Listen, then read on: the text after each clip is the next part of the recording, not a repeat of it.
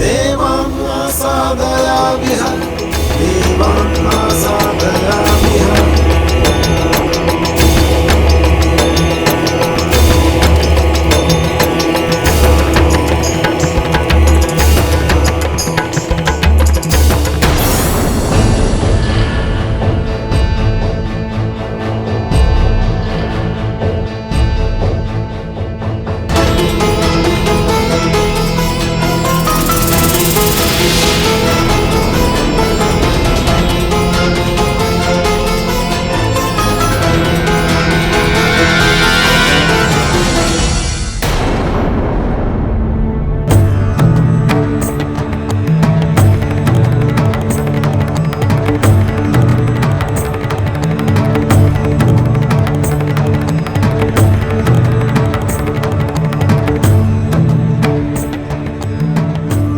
अब तो आपको विश्वास हो गया ना महादेव? जिस प्रकार हवन के सामने बैठकर आप स्वयं को हवन से जोड़ नहीं पाए, उसी प्रकार आप अपने वैराग्य को इस विवाह से जोड़ नहीं पाएंगे।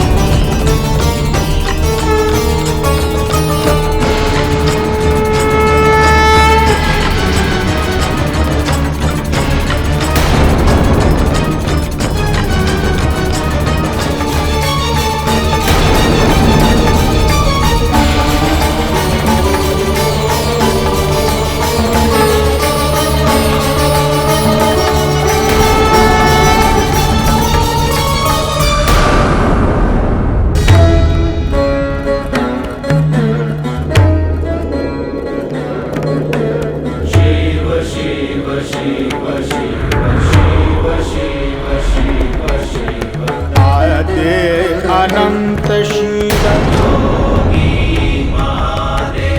योगी महादेव आदे अनंत शिव महाबली शिव महाबली शिव।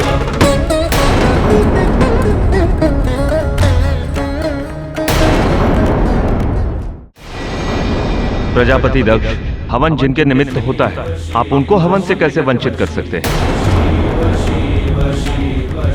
हवन में जिन आहुतियों को हम देवता ग्रहण करते हैं, उनका एक अंश ब्रह्मा, विष्णु और महेश को स्वतः ही अर्पित हो जाता है। आपके द्वारा दी गई समस्त आहुतियों में महादेव का भी भाग था, फिर आप महादेव को इस यज्ञ से कैसे वंचित कर सकते हैं?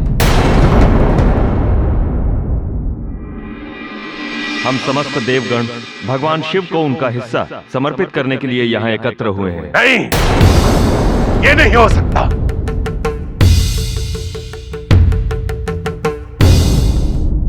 ये अन्याय है, छल है ये।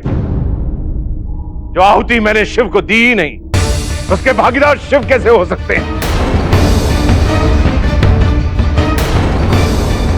यही यज्ञ का विधान है प्रजापति। यदि यही विधान है तो मुझे हवन यह स्वीकार है। मैं सदा सदा के लिए यज्ञ बंद कर दूंगा।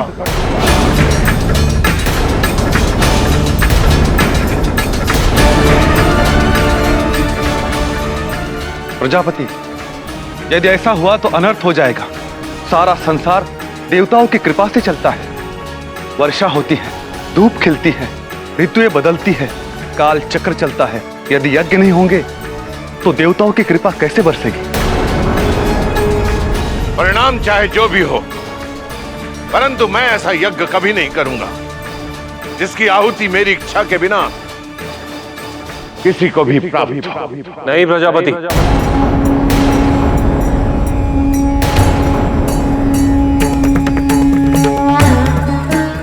आपको यज्ञ बंद करने की आवश्यकता नहीं। मैं केवल यह सिद्ध करना चाहता था कि तप और यज्ञ भिन्न नहीं होते। कोई भी व्यक्ति विवाह के पश्चात वैराग्य भाव के साथ रह सकता है। इस प्रकार तप के साथ भी हवन किया जा सकता है। किंतु आज मैं ये घोषणा करता हूं कि भविष्य में प्रजापति दक्ष की इच्छा के विरुद्ध मुझे आहुति का कोई भी अंश स्वीकार नहीं होगा।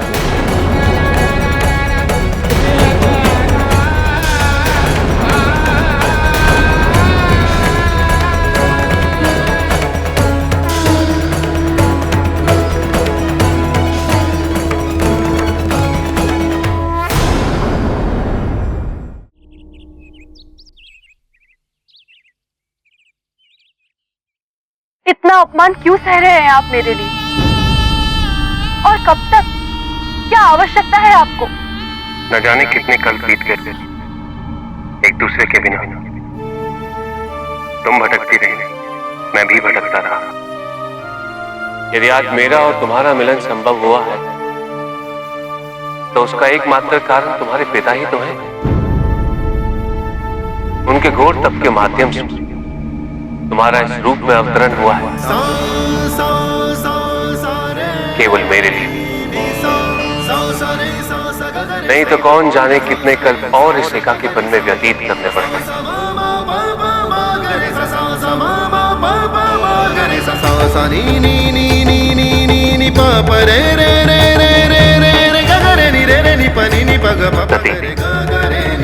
अपमान महत्वपूर्ण नहीं है। हम अपने विवाह को इतने तुच्छ मतभेद में नहीं बांध सकते। यदि अब कुछ महत्वपूर्ण है तो है इस मिलन का उद्देश्य।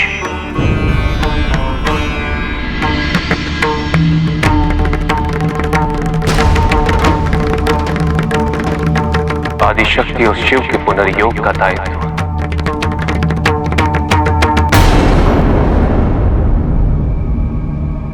ये किस दायित्व की बात कर रहे हैं आप? हमारे पुनर्मिलन का क्या उद्देश्य है? ऋषि मार्कंडेय ने कहा, फिर महर्षि नारद ने, और आज आप भी स्वयं कह रहे हैं कि मैं आदिशक्ति का रूप हूं। महादेव,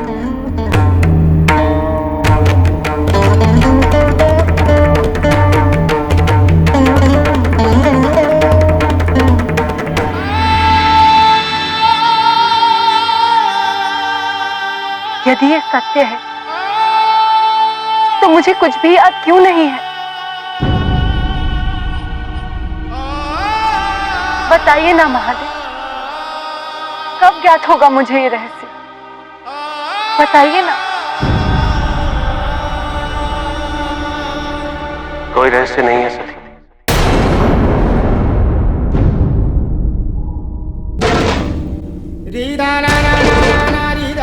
जब समय आएगा तो अपने दायित्व की अनुभूति भी हो जाएगी।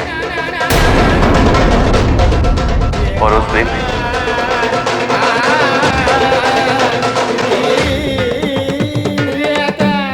दिन हम अपने दायित्व के अनुकूल व्यवहार करने लगेंगे।